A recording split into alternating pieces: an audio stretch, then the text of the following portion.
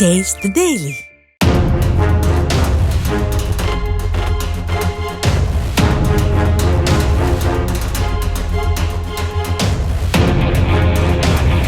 புதுச்சேரியிலிருந்து திண்டிவனத்துக்கு சென்று கொண்டிருந்த தனியார் பேருந்து கோரிமேடு அருகே பிரேக் பிடிக்காத காரணத்தால் ஓட்டுநரின் கட்டுப்பாட்டை இழந்து அருகில் வந்த கார் மீது மோதியதுடன் சாலையின் நடுவே இருந்த சிமெண்ட் தடுப்பில் மோதி விபத்துக்குள்ளானது.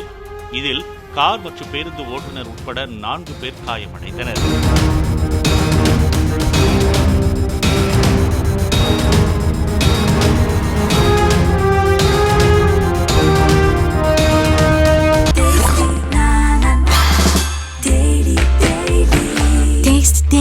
Taste the Daily.